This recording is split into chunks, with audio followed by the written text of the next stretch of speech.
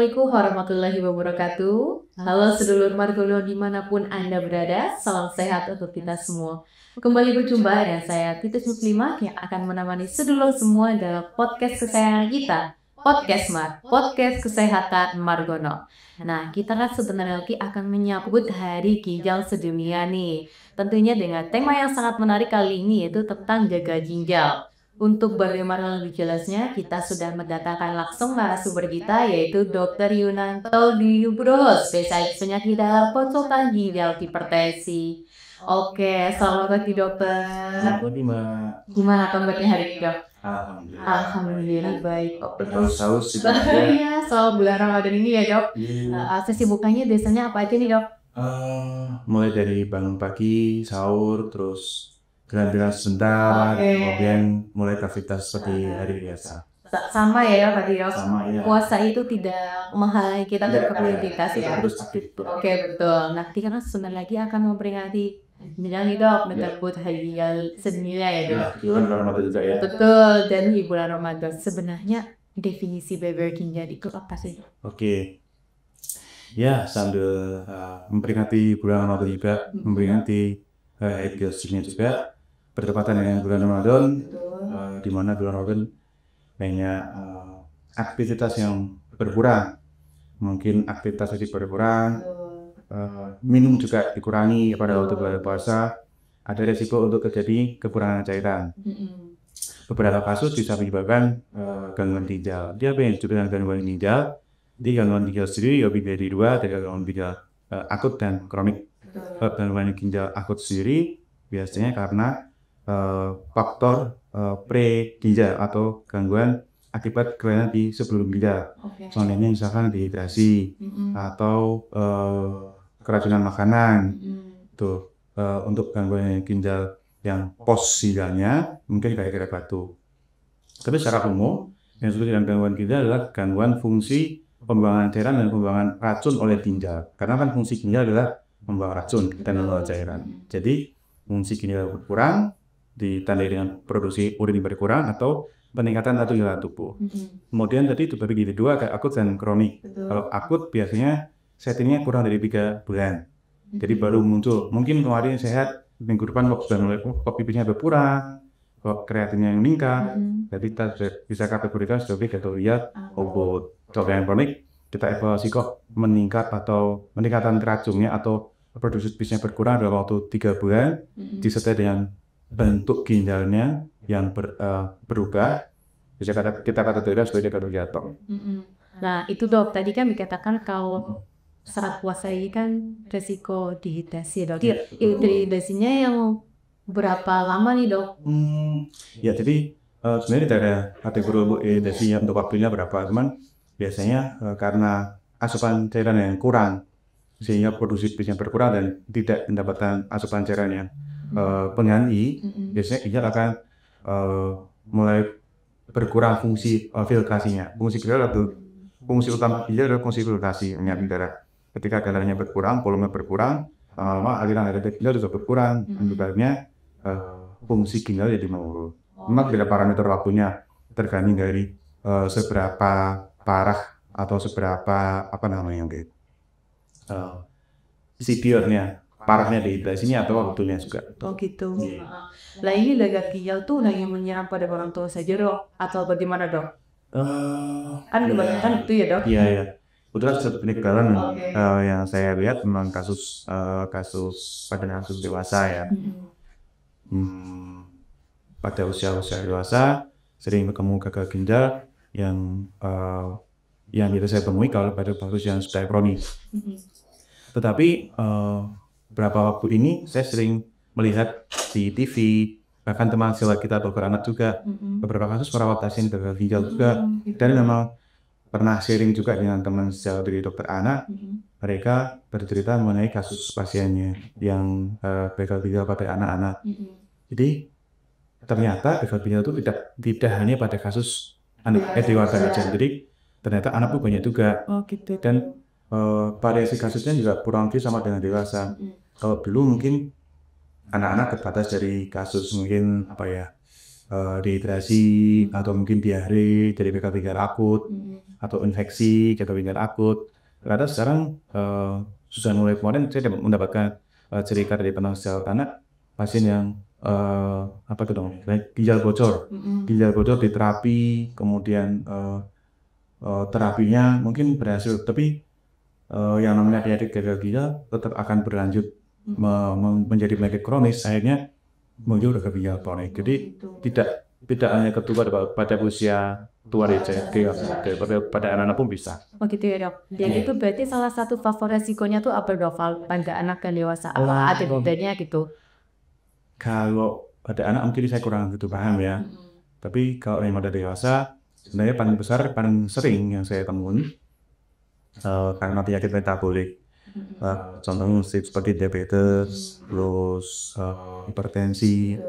Jadi pasien-pasien yang menderita diabetes yang tidak terkontrol atau hipertensi yang tidak terkontrol, di mana tekanan darah dan gulanya sering tinggi, walaupun sudah mengkonsumsi obat tapi gulanya tetap tinggi atau tekanan darah itu tinggi. Kemudian ada anggapan bahwa mengkonsumsi obat dalam jangka waktu lama akan merusak ginjalnya juga, malah ada satu malah diminum obat yang hangat. Iya betul ya. Nah, faktor-faktor penyakit-penyakit itu yang besar menyebabkan progresivitas dari penyakit ginjalnya.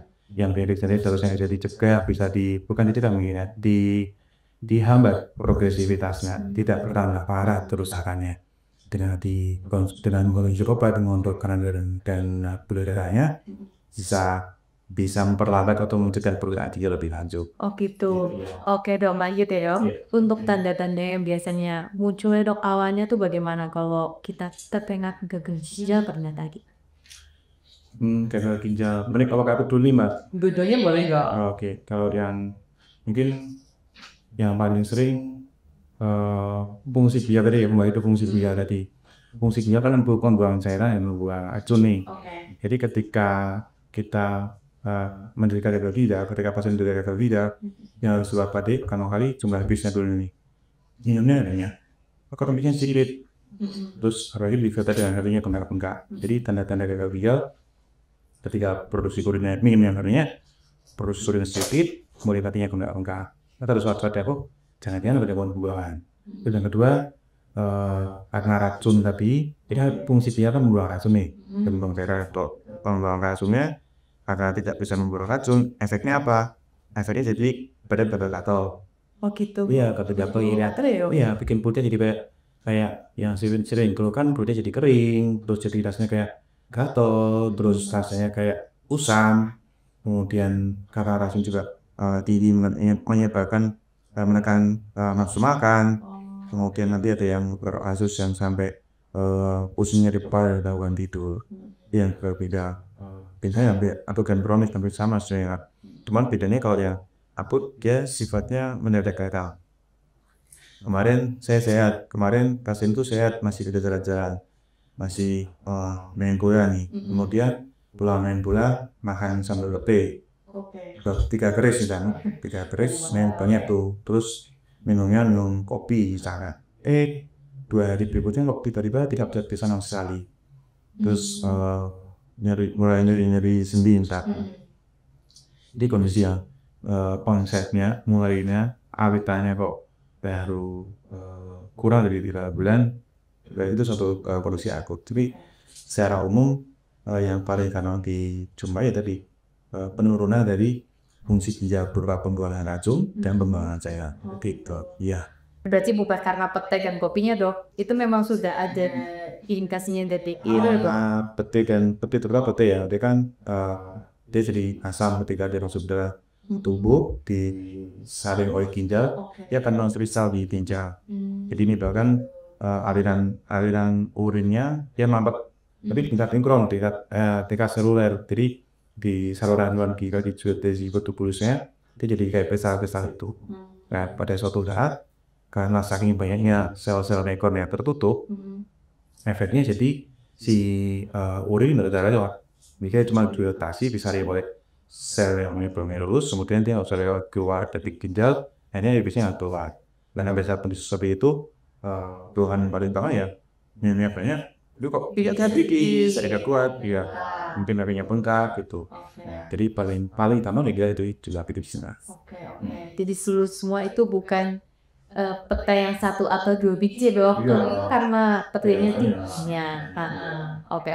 Selanjutnya nih dok, penyakit apa saja nih dok yang biasanya itu menyebabkan gagal ginjal? Iya. Pastinya ada yang komplikasi dok. Iya betul. Jadi angka penyakit peta kulit di Indonesia kan cukup tinggi ya Mbak ya. Yang sering dilihat adalah penyakit diabetes dan penyakit hipertensi. Di mana sekarang yang sering kita jumpai di pasien-pasiennya menderita cedera di bilik dialisis di rumah sakit Margono, banyak sekali pasien-pasien yang datang dari kondisi diabetes yang tidak terkontrol, kemudian lari jadi gagal ginjal. Jadi pasien-pasien dengan diabetes memiliki risiko yang tinggi untuk menjadi gagal ginjal, betul. Jadi harus screening untuk penyakit komorbidnya dan screening untuk penyakit ginjalnya. Yang kedua tadi penyakit hipertensi. Penyakit hipertensi juga hampir sama dengan diabetes ya, sering menyebabkan kekakuan di ginjalnya. Efeknya apa? Ya kalau ginjalnya kaku dan belok kerja artinya Mbak. Ya efeknya biotasnya atau pembuangan racunnya jadi terganggu. Terus selain gara-gara penyakit metabolik ada juga efek dari iskat batu ginjal, ada batu ginjal iskat, batu ginjal dari kanal kencing. Ya pasti ketika kita mau kencing kan harus lewat tikungan kanal kencing nih Mbak. Kanal kencingnya penuh dengan batu. Ya pasti orang keluar. Ya benar jadi dibongkar. Nah apanya di air balinya cepat-cepat sesuai rasa kencingnya keluar, tekanan di ginjalnya membaik. Jadi penyakit batu ginjal. Terus penyakit lain yang menyebabkan sumbatan, penyakit misalkan cancer, kanker, penyakit itu yang umum sekali. Di rumah sakit Margono bahkan karena di sini kita ada divisi ginekologi, divisi urologi yang menangani cancer, mengenai saluran kencing. Kasus-kasusnya jadi mulai bertambah mengenai gagal ginjal yang akibat dari sumbatan kansernya itu. Ya tindakannya kembali kita konsultasikan, kita bekerjasama dengan pihak terkait untuk membuka saluran kencingnya. Jadi ginjalnya ini dia terganggu fungsinya, rusaknya karena ada sumbatan di faktor di setelah ginjal. Kalau biasanya kita sebut sebagai kosrela. Nah ini dok, jadi kan biasanya itu di masyarakat kan banyak stigma ya dok, kayak apa tuh bisa untuk membersihkan ginjal kita, apakah kita yang ada di tubuh, dok. Sama kalau seberapa besar sih minum air putih untuk kesehatan ginjal kita dok? Ya, air kelapa ya dok ya. Air kelapa kan cairan di elektrolit sebenarnya. Kalau untuk pasien-pasien yang untuk orang-orang sehat yang tidak ada penyakit ginjal sebelumnya, artinya mungkin saya nih nanti buka puasa minum air kelapa banyak, bagus sebenarnya untuk rehidratasi, untuk mengganti cairan dan mengganti elektrolitnya. Beda dengan air putih kan mungkin karena air putih nggak terlalu banyak, jadi ini fungsi hidrasi aja mengganti cairan. Kalau air kelapa bagus untuk fungsi ginjal. Kita lihat settingnya dulu. Kalau settingnya pada orang dengan sehat, nggak ada orang sehat, orang sehat kita nih, orang sehat cukup untuk buka puasa nih, boleh ditambah sirup, ditambah nata teko kalian, enak sekali. Ya, kalau itu mungkin bagus boleh nih. Jika konsumsi cukup banyak pun, saya pikir efeknya paling ya dari buang air kecil aja. Dia mengandung kalori yang tinggi sehingga bagus untuk menaikkan kadar KDP yang turun pada bulan puasa ini. Tapi harus ingat pada pasien-pasien yang sudah menderita gagal ginjal, di mana pada pasien dengan gangguan ginjal kan harus restriksi cairan dan restriksi elektrolit terutama kalium. Jadi pada kondisi gagal ginjal, air kelapa sebaiknya dihindari. Jadi settingnya beda-beda nih, dia dihindari karena minum air kelapa karena dia airnya, dia cairannya. Yang kedua, gimana pasien yang gagal ginjal kita harus menjaga asupan cairannya. Yang kedua, kadar kaliumnya dalam air kelapa kan cukup tinggi. Itu juga restriksi kaliumnya. Jadi tergantung dari settingnya. Kalau settingnya untuk buka puasa pada orang yang sehat, bagus, aman. Kita minum mungkin 1 gelas susu pun sekitar 400 cc pun insya Allah aman. Tapi untuk pasien-pasien dengan gangguan ginjal mengkonsumsi air kelapa mungkin harus dihindari. Untuk air putih sendiri kan fungsinya untuk fungsi dehidrasi. Jadi ketika kita banyak minum air putih, cukup hidrasinya, proses sirkulasi, proses penyaringan dalam ginjal jadi banyak, jadi sering, pasti akan racunnya akan banyak yang keluar ke ginjal.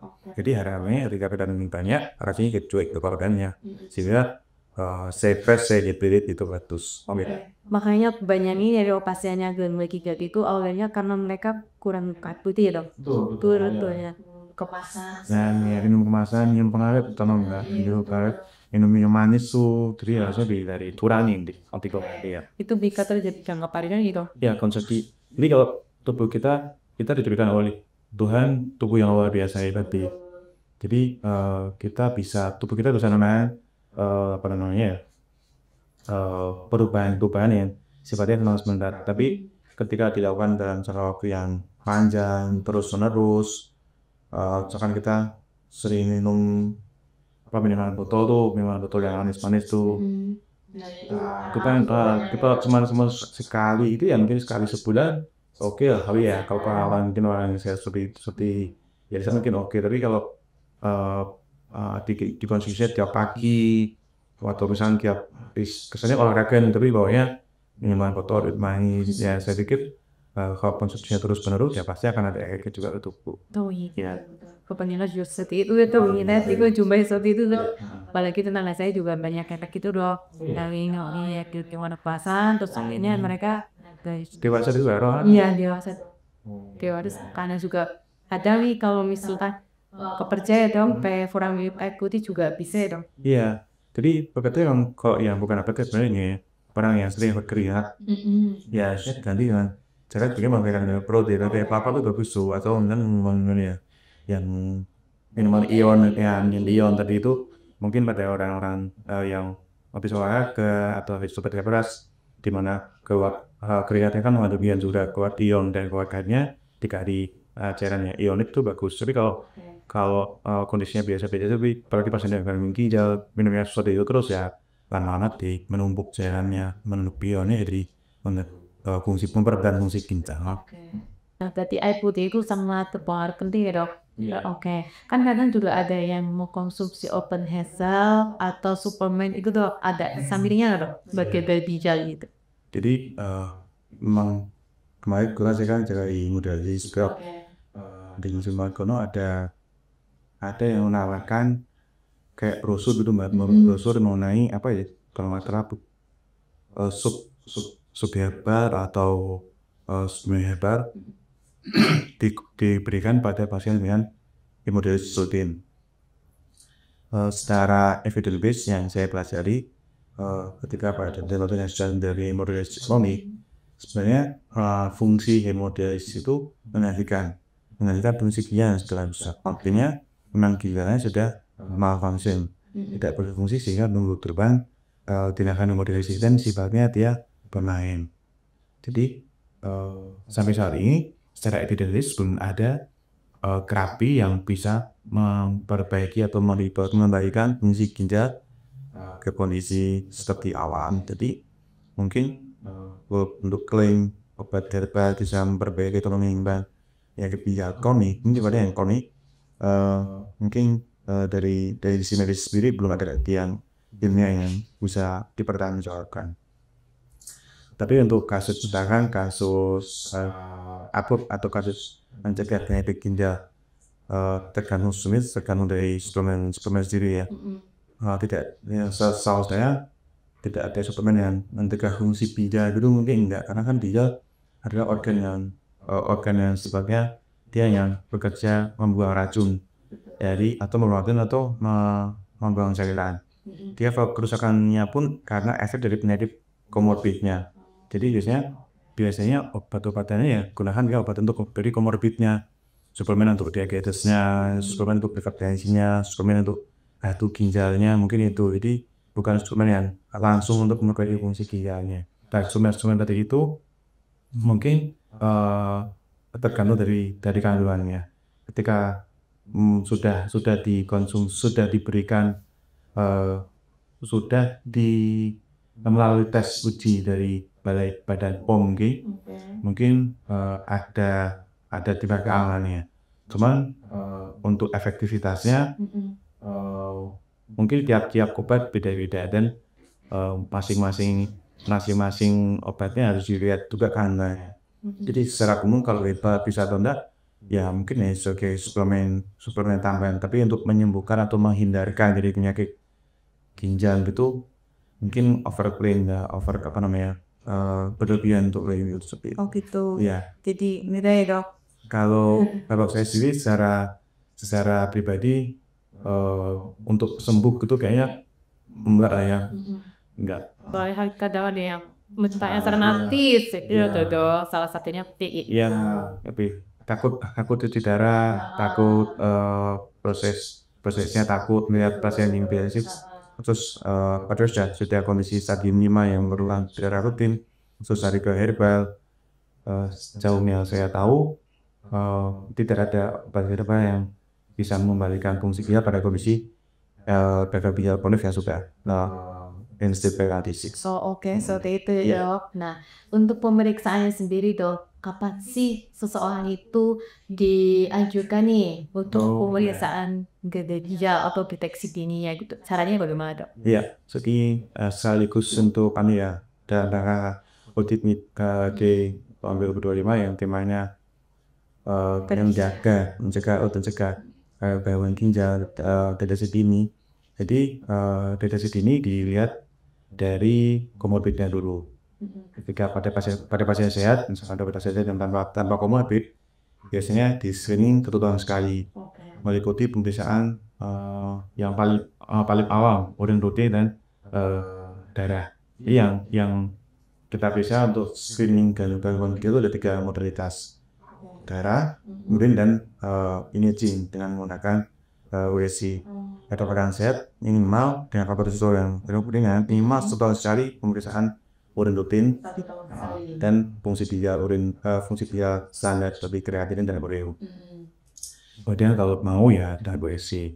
Nah, pada orang-orang dengan komorbid dilihat dulu stadiumnya. Ketika pada pasien-pasien yang menunjukkan hipertensi, diabetes, penyakit reumatik, ketika muncul proteinuria, ada aktivitas yang berbuih ini dari chat urea karena protein, kemudian ada peningkatan kreatin tapi hitung masuk ke stadium sian jahat, itu data tabelnya sesuai dengan severitas atau tingkat parahnya. Ketika tingkat parahnya ringan bisa 6 bulan sekali, tingkat parahnya sedang 3 bulan sekali. Itu yang dengan severitas yang cukup tinggi, kita bisa screening lebih awal di sekolah lagi mungkin sebulan sekali. Kapan juri harus men-screening faktor risiko tadi desain parameter fokus darah klinis.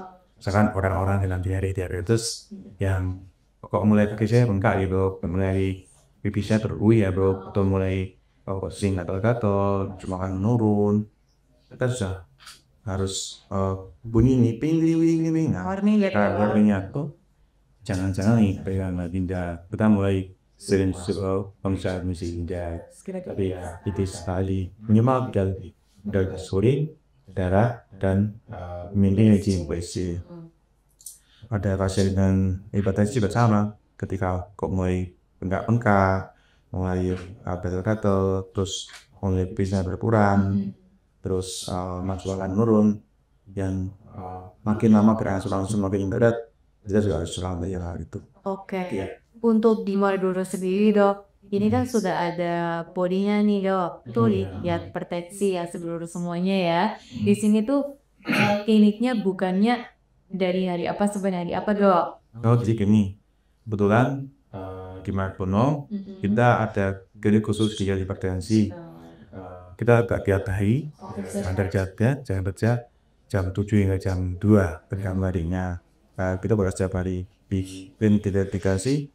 Kita menerima konsultasi banyak pasien dari luar dari Margono, dari Margono. Bisa dikonsultasi mengenai yang paling sering nih, Kakang untuk menanyakan ada sih ada berbeda, kemudian ada yang second opinion tanya, dok saya disuruh perusahaan suruh cuci darah nih, benar nggak sih cuci darah itu? Biasanya kita dijadikan tuh reference untuk second opinion. Selain itu pasien-pasien yang rutin kita bisa melakukan konsultasi dan pemeriksaan rutin untuk pasien-pasien yang mengalami. Dan kebetulan di Margono mungkin di sekitar Neimas yang memiliki obat-obatan untuk status dan berbicara dan ingus pertanian yang ada di Margono. Oh gitu Iya. ya, oke. Wah, ternyata begitu ya dok. Nah, untuk fasilitasnya terkait dengan pemeriksaan lagi ya ada di Margono ke apa aja dok? Untuk produk di Margono boleh bisa dipakai di Margono ya. Kita yang ya rutin lah ya, misalnya standar di poliklinik, konsultasi, misalnya laboratorium kita ada lab di sini. Kemudian untuk kasus-kasus yang membutuhkan imunosupresan, contohnya pasien-pasien transplantasi, post transplantasi yang ditransplantasi, kemudian membutuhkan laboratorium imunosupresan, kita di sini juga pakai. Kemudian obat-obatan pada kasus pasien yang sindrom pneumotik atau lupus nephritis, generic autoimun. Setahu saya di rumah sakit sekitar Banyumas yang letak di Margono. Kemudian kita juga bisa melakukan tindakan hemodialisis. Di sini kita punya sekarang melakukan lebih mesin banyak sekali. Kemudian yang mungkin agak jarang di sekitar Banyumas adalah CAPD. Jadi di sini bisa melakukan tindakan CAPD secara paripurna dari pasien datang yang kemudian kita edukasi mengenai terapi pengganti ginjal, memilih mana nih Bu, Pak, Bapak sedang menderita ginjal kronis membutuhkan terapi pengganti ginjal, memilih pakai apa, memilih pakai hemodialisis, pakai mesin atau menggunakan yang CAPD. Kalau CAPD kita di sini sudah paripurna dari mulai memasang, kemudian kita sudah memiliki peralatan yang andal yang bisa menangani keluhan 24 jam, bisa dikonsultasikan. Kemudian dengan cairannya atau obat-obatan semuanya kita bisa mulai secara paripurna. Misalkan ada komplikasi atau ada keluhan, tim kita sangat-sangat siap untuk membantu. Oke, itu semuanya sudah di-cover di dok. Wah, ternyata lama sekali ya dok. Nah, titik keunggulan CAPD itu sendiri apa dok? Kan beda nih sama yang di SIP. Oke, jadi kalau hemodialisis kan pasien harus datang ke rumah sakit seminggu 2 kali, 4,5 jam mungkin harus datang, kemudian antrinya itu mungkin sudah 5 jam. Kalau orang-orang yang masih aktif, orang-orang yang masih bekerja, masih muda itu kan waktu 5 jam mungkin 10 jam dalam minggu ya, 10 jam seminggu kan mahal ya waktunya daripada untuk hemodialisis, mendingan untuk bekerja. Jadi kalau CAPD pasien harus datang ke rumah sakit, bisa dilakukan di rumah sendiri. Yang kedua, fungsi ginjal kan membuat urin. Pada orang yang gangguan dia, fungsi ginjal sudah berkurang. Kalau dengan hemodialisis, penurunannya akan lebih cepat lagi karena fungsi ginjal dideteksi diambil oleh mesin. Ketika dengan CAPD, fungsi ginjalnya akan berkurang tapi tetap sedikit. Jadi pasien relatif masih bisa kencing dalam waktu yang tidak lama. Kalau orang itu darah dengan mesin mungkin 3 bulan cuci darah terus berhenti case-nya. Jadi kalau orang CAPD mungkin ketuk tahun atau 2 tahun baru bisa berkurang. Terus yang ketiga, orang CAPD itu maknanya berbebas. Jadi bisa lagi makan bakso, bisa makan gado-gado, makan goreng misalnya. Seorang pernah aja semuanya. Kalau orang hemodialisis mungkin lebih adaptasi ya, karena kebutuhan proteinnya orang reti cuma 1,2 gram per kilogram berat per hari. Kalau orang CAPD bisa lebih banyak, bisa lebih 1,6. Dimakan mendoan sambil nonton sinetron nih, bisa nih tiap makan 2 atau 3 kali makan tuh boleh apa. Wah, ternyata luar biasa sekali Margono ini ya dok. Ternyata sudah sangat lengkap dari dokternya, kemudian kliniknya, dan ada cuci darahnya, hemodialisanya, CAPD-nya secara paripurna, dan semuanya itu sudah di-cover oleh WISS ya dok. Oke, sebelum kita menutup podcast kali ini dok, boleh nih closing statement buat seluruh semua yang ada di rumah. Baik, di seluruh Margono, jadi untuk menjaga supaya ginjal kita tetap sehat, kita dapat menjaga dengan cara satu, pola hidup yang sehat. Contohnya minum air putih yang banyak, menghindari makanan-makanan yang berpengawet, mengurangi makanan yang bergaram tinggi atau protein yang tinggi. Yang kedua, aktivitas fisik jangan lupa. Aktivitas fisik yang ringan untuk menjaga supaya badan kita tetap sehat. Jogging lah pelan-pelan setiap hari 30 menit. Kemudian mungkin olahraga ringan pada bulan puasa ini, mungkin ya olahraga ringan, senam lah ringan untuk menjaga tetap bugar. Yang berikutnya, jangan lupa asupan cairannya dipertahankan untuk stay hydrated, jangan sampai kekurangan cairan.